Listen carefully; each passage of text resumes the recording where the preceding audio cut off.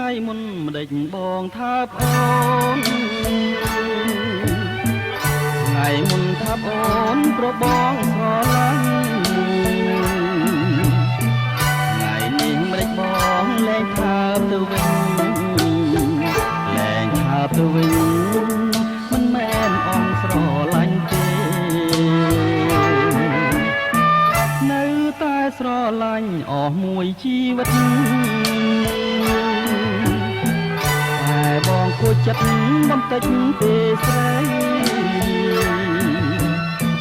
បានជាបងលែងថាផ្ទាល់ពិសីដឹងទេរឿងអ្វីគឺរឿងដែលស្រីផប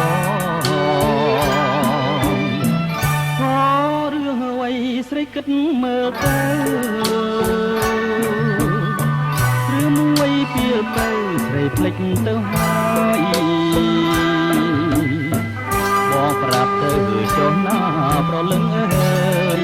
គឺអូនមានគូម្ដងហើយមិនប្រាប់បងឡើយតែបងលួចដឹង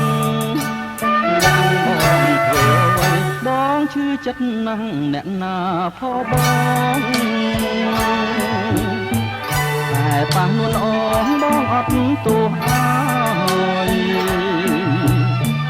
ត្រូវអូនប្រយ័ត្នថ្ងៃមុខថ្ងៃក្រោយបងមិនបណ្ដោយឲ្យអូនខកតាមចិត្តទេ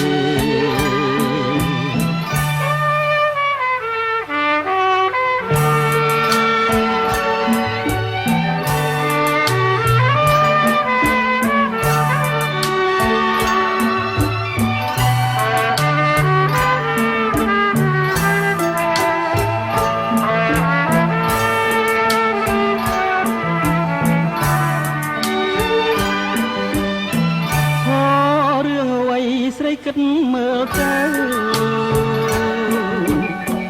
រឿងមួយពីលទៅស្រីភ្លេចទៅហើយ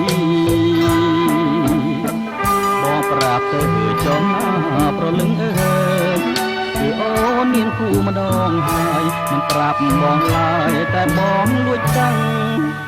យ៉ាងបងធ្វើអ្វីបងឈឺចិត្តណាស់អ្នកណាផបង